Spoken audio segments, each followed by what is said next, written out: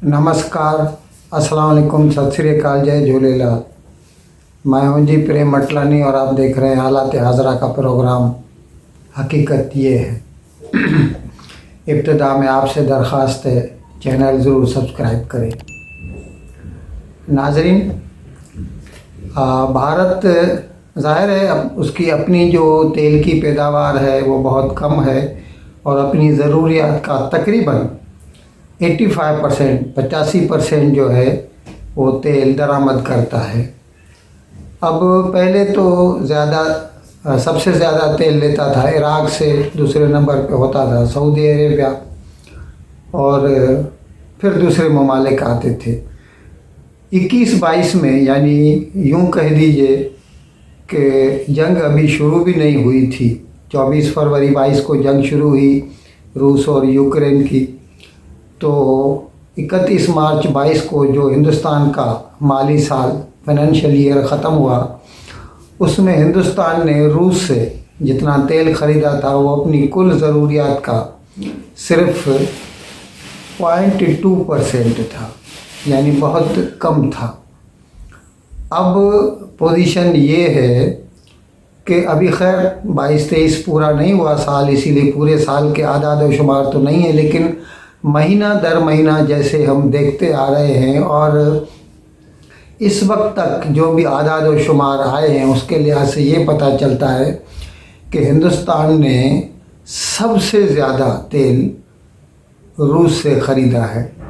यानी एक नंबर जो ऑयल सप्लायर है हिंदुस्तान को वो रूस बन गया है 22-23 में।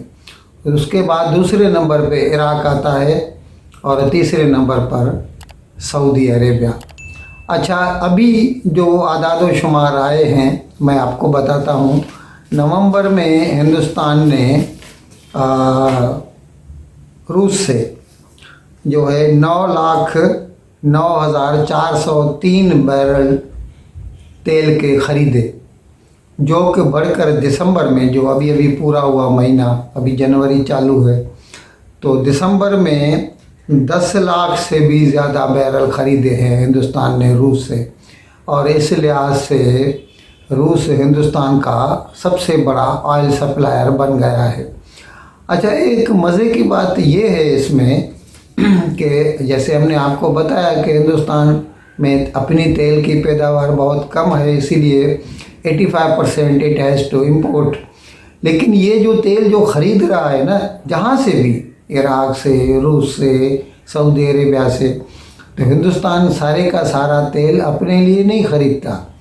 अपनी ख़रीद ज़रूरत जो है वो अपनी पूरी करके उसके बाद जो फिनिश प्रोडक्ट्स हैं ना वो बनाकर फिर वापस यूरोप और अमेरिका को बेच रहा है।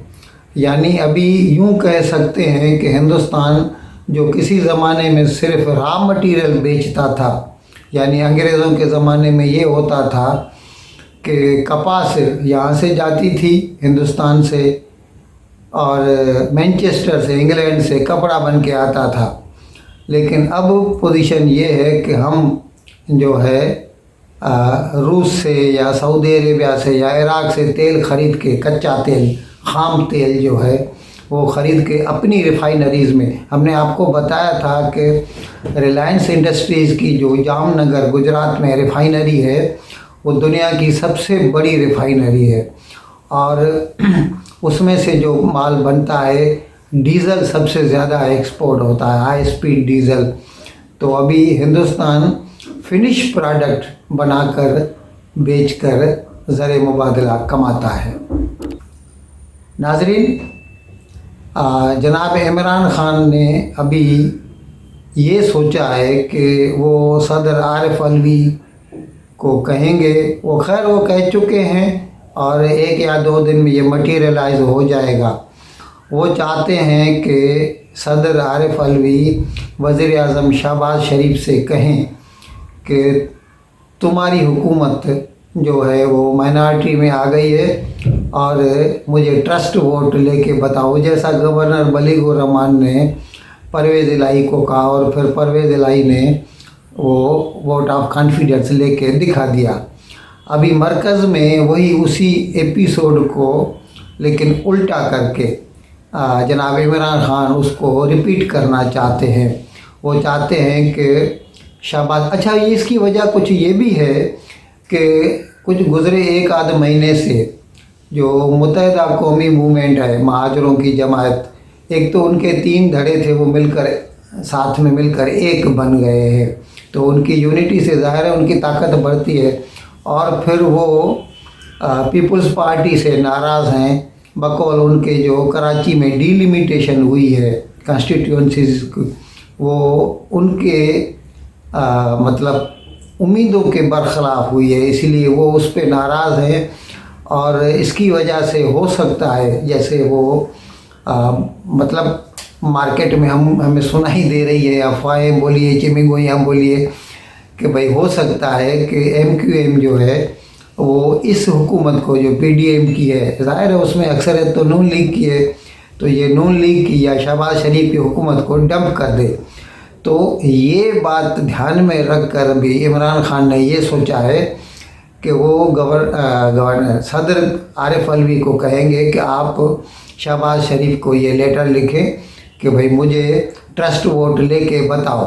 اچھا ابھی پھر وہ اس ٹرسٹ ووٹ کو ناکام کرنے کے لیے تاکہ شہباز شریف فیل ہو جائے اپنی اٹیمپٹ میں، اپنی کوشش میں، اس کے لیے ابھی یہ ایک بڑا یو ٹرن ہے جناب عمران خان کا، کیونکہ انہوں نے جب 9 اپریل کو ان کی حکومت گئی تھی نو ٹرسٹ ووٹ میں، 9 اپریل 2022 کی بات کر رہا ہوں، تو 11 تاریخ کو ان کے حکم پر ان کے جو 123 ممبران تھے M N As member national assemblies, انہوں نے نیشنل اسمبلی سے استعفیٰ دے دیا تھا.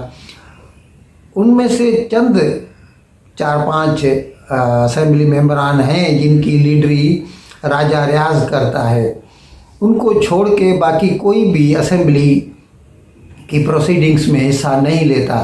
تو ابھی جناب عمران خان نے سوچا ہے کہ ہم سبھی واپس جائیں اسمبلی میں اور جا کر یہ جو ٹرسٹ ووٹ جبھی وہ مانگے گا اسمبلی کے ممبران سے شہباز شریف، تو ہم اس کو مطلب ناکام بنانے کے لیے اپنی پوری کوشش کریں. اور وہ یہ بھی دیکھنا چاہتا ہے کہ ایسا نہ ہو کہ یہ جو منحرف ارکان ہیں راجہ ریاض کے ساتھ مل کر، کیونکہ راجہ ریاض جو ہے نا وہ اس وقت لیڈر آف اپوزیشن ہے نیشنل اسمبلی میں، کیونکہ ان کے تو باقی ممبران تو آتے نہیں ہیں ادھر اسمبلی میں. تو اس کو ڈر ہے کہ ایسا نہ ہو کہ وہ اور اس کے جو دوسرے منحرف ارکان ہیں وہ پی ڈی ایم کو اس ٹرسٹ ووٹ میں مدد نہ کر پائیں، اسی لیے وہ واپس جانا چاہتا ہے. ناظرین، یہ تو آپ کو معلوم ہے ہی کہ پاکستان کی مالی پوزیشن جو ہے بہت سقیم ہو چکی ہے، اور اس کے لیے وہ تو ویسے تو وہ $6 بلین کا جو لون تھا وہ عمران خان کے وقت میں منظور ہوا تھا IMF کی طرف سے، لیکن اس کی جو قسط نکلتی ہے تو ہر بار جب بھی قسط نکلتی ہے تو IMF والے نئی ڈیمانڈز کرتے ہیں، نئی مانگیں کرتے ہیں. ابھی جو مطلب دوسری قسط چاہیے اس کے لیے ایک تو IMF والے پاکستان کے وزیر خزانہ کو میٹنگ ہی نہیں دے رہے، ملاقات ہی نہیں کر رہے. سنا ہے کہ ابھی مارچ میں ان کی میٹنگ ہوگی. اچھا دوسرے یہ بھی پتہ چلا ہے کہ وہ چاہتے ہیں کہ پاکستان اپنی سرکار کی کمائی بڑھانے کے لیے پیٹرول ڈیزل وغیرہ کے ریٹ میں اور تیزی لائے اور بڑھائے ان کو. ایک تو پہلے ہی تقریباً 250 کے بھاؤ سے پیٹرول چل رہا ہے پاکستان میں فی لیٹر، اور IMF چاہتا ہے کہ اور زیادہ پاکستان بڑھائے. اب ظاہر ہے الیکشن سر پہ آ گئے ہیں اور کسی بھی وقت کسی بھی سبب سے نیشنل اسمبلی تحلیل ہو سکتی ہے اور پھر جنرل الیکشنز کی اناؤنسمنٹ ہو سکتی ہے. اور جب بھی الیکشن ہوں گے تو یہ باتیں جو ہے نا اس کو اور نقصان پہنچائیں گی. پہلے ہی ان کا یہ جو دور رہا ہے 11 مہینے کا 9 مہینے کا پی ڈی ایم والوں کا، جس میں انہوں نے سب چیز کے بھاؤ بڑھا دیے. ظاہر ہے IMF کے کہنے پر ہی انہوں نے بڑھائے تھے. انرجی مطلب الیکٹریسٹی کے بھاؤ بڑھا دیے، پیٹرول ڈیزل. اس کی وجہ سے پاکستان میں بھی ہم نے ایک پروگرام بھی کیا تھا कि तकरीबन 32% तक पाकिस्तान में अफराद ज़रिया शरह महंगाई पहुँच गई है। तो इसकी वजह से ये हुकूमत किसी भी तरह से IMF भले कितना भी उनके ऊपर दबाव न डाले, ये अभी भाव नहीं बढ़ाएंगे पेट्रोल के जब तक ये इलेक्शन हो नहीं जाती। और इसकी वजह से वो कोशिश कर रहा है इमरान खान कि जल्द से जल्द इलेक्शन हो, और वो ये चाहता है कि वो भाव न बढ़ाए, भले ये जो PDM है वो भाव न बढ़ाए, और उसकी वजह से इसको फिर IMF के लोन की किस्त नहीं मिलेगी, और IMF के लोन की किस्त नहीं मिलेगी तो हो सकता है पाकिस्तान डिफ़ॉल्ट कर दे। और अगर पाकिस्तान डिफ़ॉल्ट कर देगा, यानी ज़ाहिर है वो तो मौजूदा हुकूमत करेगी, PDM करेगी, तो फिर इसको मौका मिल जाएगा इमरान खान को, ये बबांगे दोल ऐलान करेगा कि मैं तो कहता रहा हूँ कि ये हुकूमत डिफ़ॉल्ट करेगी, ये हुकूमत डिफ़ॉल्ट करेगी। नाज़रीन, हमने आपको ये भी बताया था कुछ रोज़ कबल कि इमरान खान ने चौधरी परवेज़ इलाही को कहा है कि वो अपनी काफ लीग जो है ना वो डिसबैंड कर दे, और वो जो है उसकी PTI में ज़म हो जाए। इमरान खान चाहता है कि मुस्लिम लीग कायद जो है चौधरी परवेज़ इलाही वाली, वो अपने सब मेंबरान वगैरह लेकर आए और इसकी पाकिस्तान तहरीक इंसाफ में मर्ज हो जाए या ज़म हो जाए। लेकिन जैसे ही ये बातें निकली, और चौधरी परवेज़ इलाही ने भी शायद किसी एक मुलाकात में अपनी रज़ामंदी दिखाई थी, तो अभी इसको बेस बनाकर चौधरी शुजात हुसैन ने, जो कि सदर है पाकिस्तान मुस्लिम लीग कायद का, और वो चौधरी परवेज़ इलाही से उसकी बनती नहीं, तो उसने चौधरी परवेज़ इलाही को नोटिस दिया है कि हमें पता चला है कि आप जो है ये PTI पाकिस्तान मुस्लिम लीग कायद ग्रुप को PTI में ज़म करना चाहते हैं, तो इसीलिए आप बताइए क्यों ना आपके ख़िलाफ़ जो है डिसिप्लिनरी एक्शन लिया जाए।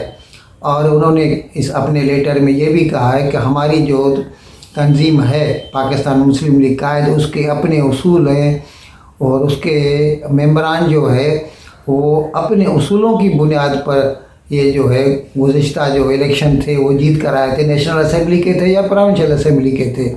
अगर उनको आप PTI में ज़म करेंगे तो ये जो है वादों की ख़िलाफ़ वर्जी होगी जो कि हमने आवाम से की है। तो इसीलिए उन्होंने चौधरी परवेज़ इलाही को प्राइमरी मेंबरशिप से सस्पेंड भी कर दिया है, और उसको शोकाज नोटिस भी इशू कर दिया है। इन अल्फाज के साथ मैं आज का प्रोग्राम ख़त्म करने की आपसे इजाज़त चाहता हूँ, लेकिन विदाई लेने से पहले एक मरतबा फिर आपसे मेरी दरख्वास्त है कि जिस किसी साहब या साहबा ने अब तक हमारे इस चैनल को सब्सक्राइब नहीं किया, अज़राए करम इसको जल्द से जल्द सब्सक्राइब करें, प्रोग्राम को लाइक करें, शेयर करें, और घंटी का बटन दबाना ना भूलें। बहुत बहुत शुक्रिया। खुदा हाफिज़।